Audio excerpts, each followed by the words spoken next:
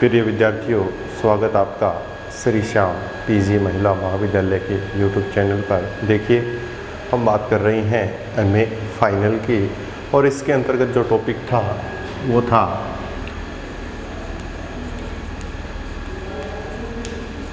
वायुमंडल संरचना एवं संगठन की बात कर रहे थे।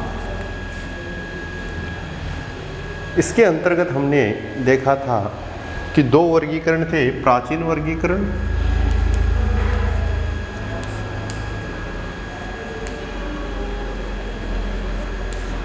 और नवीन वर्गीकरण।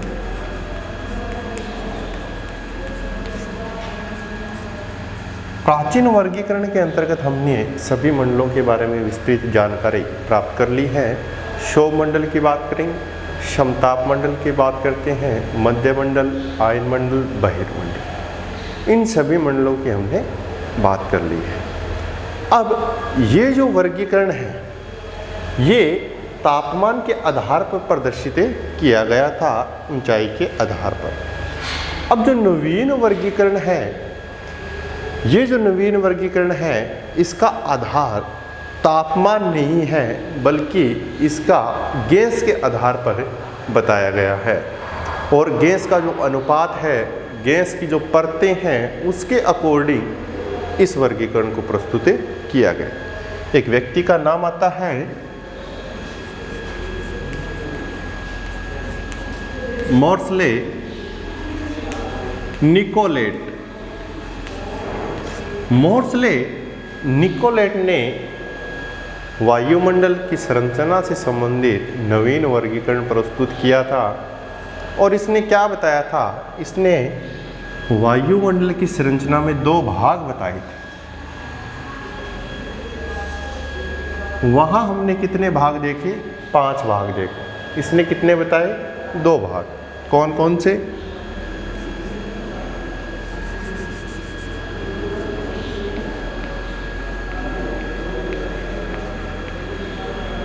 एक बताया होमोस्फेयर, दूसरा बताया हेट्रोस्फेयर। होमोस्फेयर और हेट्रोस्फेयर, जिसको आप क्या बोलते हैं?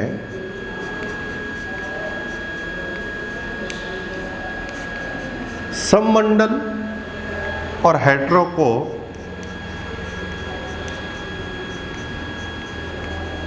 विषम मंडल के नाम से जानते हैं। तो मॉर्सले निकोलेट ने 2 मंडल बताई, एक सममंडल, दूसरा विषम मंडल।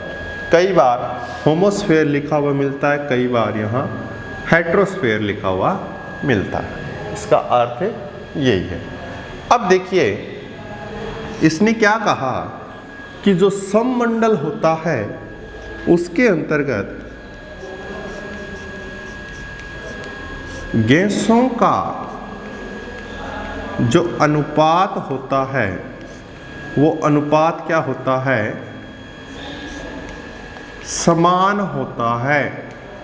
गैसों का जो अनुपात है वो अनुपात क्या होगा? समान होगा। इसलिए उस मंडल को किस नाम से जानते हैं? सममंडल के नाम से जानते हैं। ठीक है जी। हेट्रोस्फेयर में इसने क्या कहा कि ऐसा मंडल जहां गैसें परतों के रूप में पाई जाती हैं वो विषम मंडल कहलाता है। अब दोनों में अंतर स्पष्ट हो गया। यहाँ गैसों का अनुपात समान है, यहाँ गैसें परतों के रूप में पाई जाती है।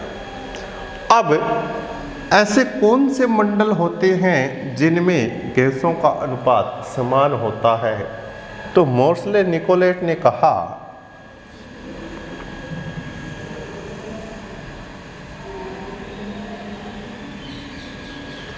कुल 3 मंडल होती हैं। कितने मंडल होते हैं? 3 मंडल होते हैं। कौन कौन से? पहला ट्रोपोस्फेयर, दूसरा स्ट्रेटोस्फेयर और तीसरा मेसोस्फेयर। तीन मंडल पाए जाते हैं जहां गैसों का अनुपात लगभग समान पाया जाता है। इसने क्या कहा, 0 किलोमीटर से लेकर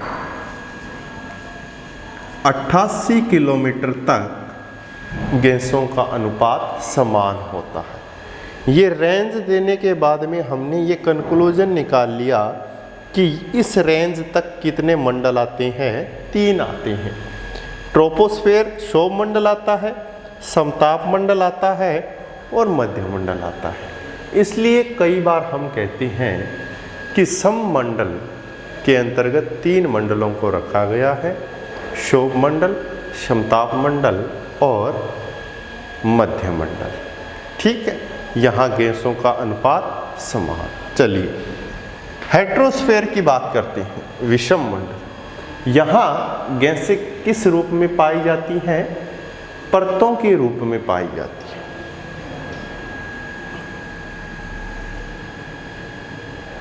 अब इसके अंतर्गत 3 मंडल तो यहाँ आ गए और इसके बाद में कौन से मंडल बच गए हैं उसकी हम बात करेंगे। देखिए 2 मंडल और बच गए इसके अंतर्गत, आइनोस्फेयर और एक्सोस्फेयर। आइनोस्फेयर आयन मंडल और बहिर्मंडल, 2 मंडल शेष रह गए हैं। इन मंडलों में गैसें किस रूप में पाई जाती हैं, परतों के रूप में पाई जाती है। यहाँ से 88 किलोमीटर शुरू होकर और लास्ट में जहाँ जहाँ आप अंतरिक्ष की बात करोगे वहाँ वहाँ गैसें परतों के रूप में आपको मिलती जाएगी। अब देखिए कौन कौन सी गैसें किस परतों के रूप में पाई जाती है। कुछ गैसों के बारे में इसने दिया, फिर इसने बताया कि कितनी दूरी पर कौन सी गैस एक परत के रूप में पाई जाती है, ये बात इसने कही। इसने कुल 4 गैसों की बात की। कौन कौन सी गैस हैं देखिए,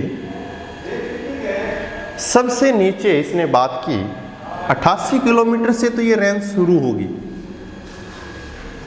क्यों? क्योंकि देखिए 0 किलोमीटर से 88 किलोमीटर के मध्य कितने स्पेयर आ गए, 3 आ गए, यहाँ वो सममंडल। अब 88 किलोमीटर के बाद में कौन सा मंडल शुरू हो जाता है, विषम मंडल। वहाँ गैसें किस रूप में पाई जाती है, परतों के रूप में। तो इसने यही बताया कि 88 किलोमीटर पर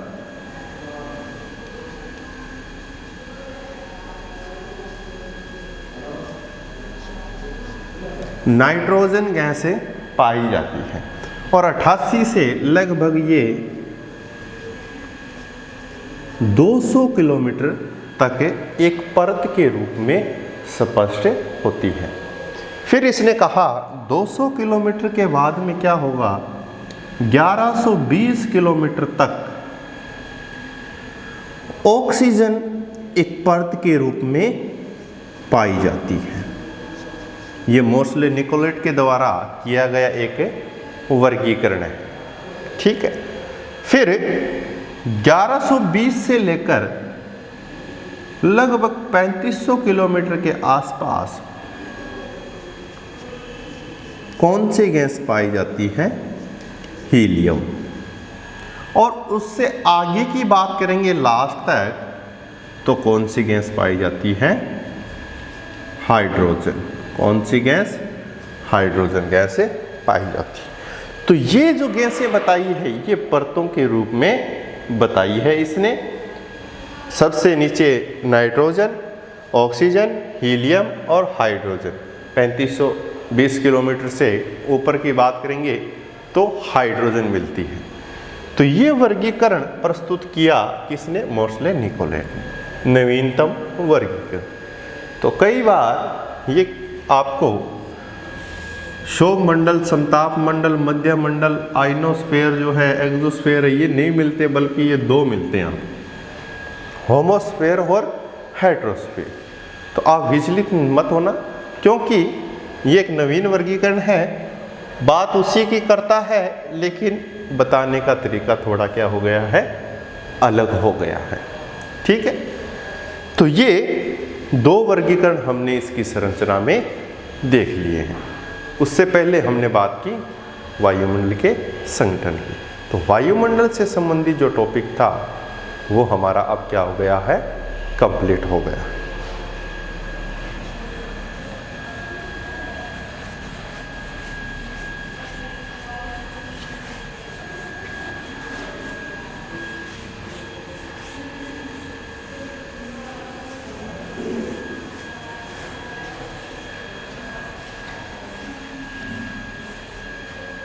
अब हम एक नया टॉपिक पढ़ने जा रहे हैं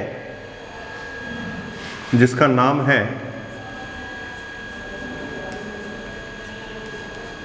सूर्य तप, जिसको बोलते हैं इंसोलेशन।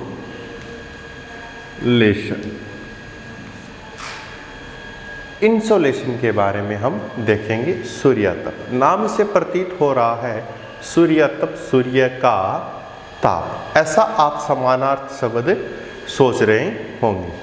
लेकिन हम इसके व्याख्यात्मक टिप्पणी की बात करेंगे तो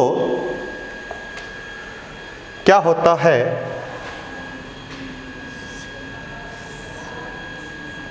ये हमारी पृथ्वी,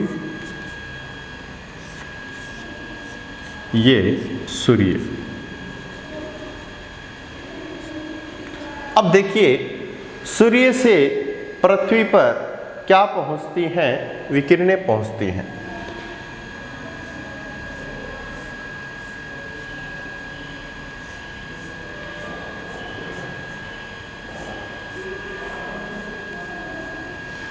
सूर्य से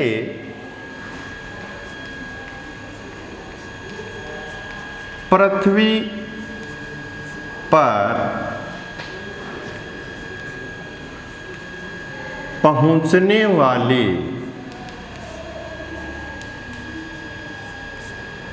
अब ये विकिरण का नाम क्या होगा, कहाँ से आ रही है, सूर्य से आ रही है, तो उसको क्या बोलते हैं, सौर बोलते हैं। सूर्य से विकिरण आ रही है तो सूर्य को सौर बोलते हैं। तो सूर्य से पृथ्वी पर पहुंचने वाली सौर विकिरण, सौर विकिरण की मात्रा सूर्य तप कहलाती है। क्या कहलाती हैं, सूर्य तप कहलाती हैं।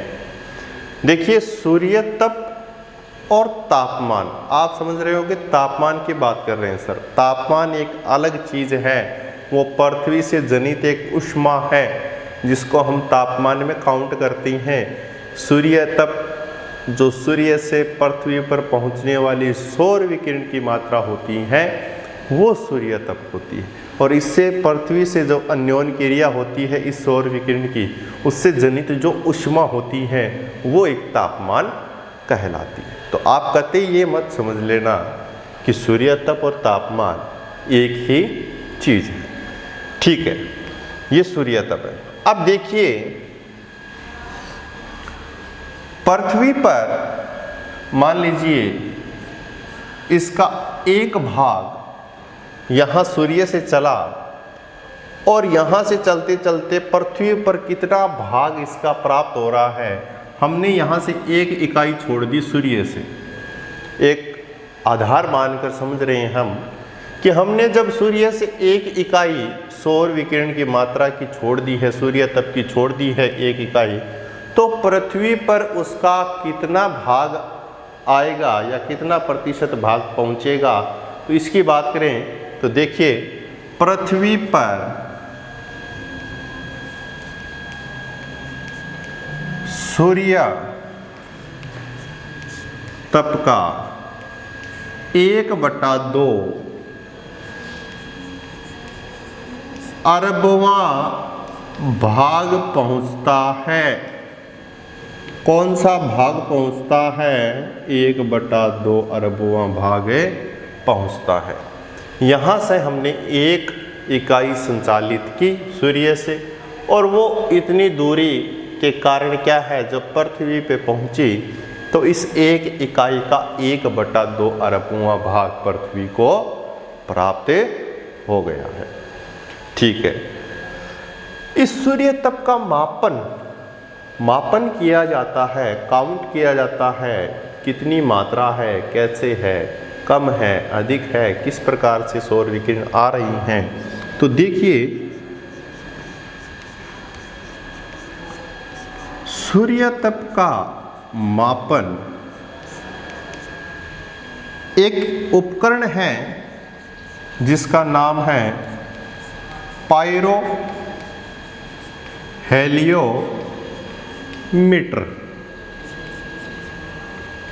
सूर्य तप का मापन किस उपकरण के द्वारा किया जाता है? पायरो हेलियोमीटर के द्वारा किया जाता है। अब देखिए, जो सूर्य के बात करते हैं तो सूर्य का जो बाहरी सतह है, ये जो बाहरी सतह आपको दिखाई दे रही है, सूर्य के धरातल की बात करेंगे हम, बाहरी सतह की बात करेंगे तो उसका तापमान कितना है? वो तापमान देखिए, सूर्य के धरातल का तापमान,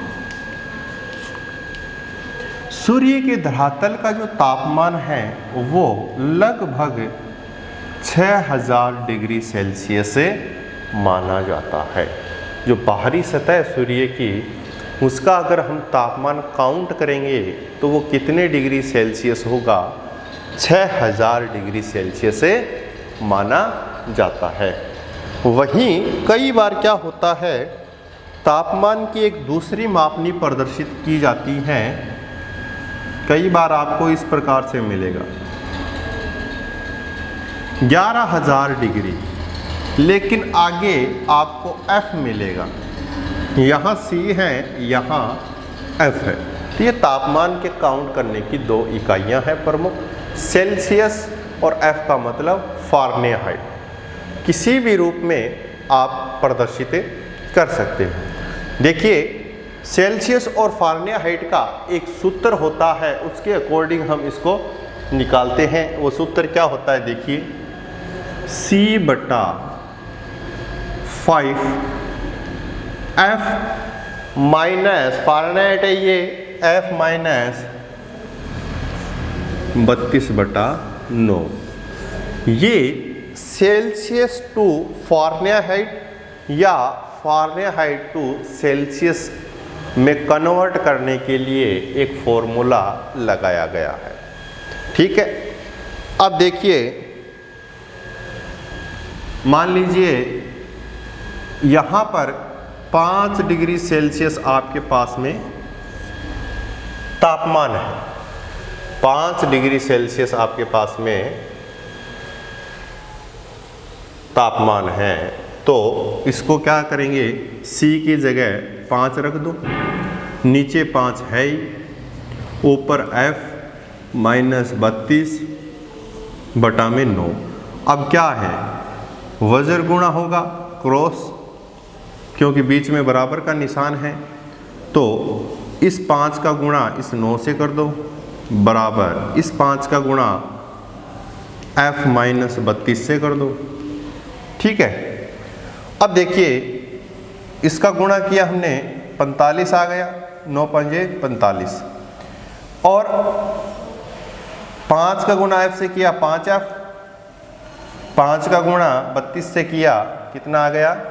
160। अब 45 इज इक्वल टू, ये देखो 45 is equal to 5F minus 160 आ गया। अब देखिए, हम क्या करेंगे,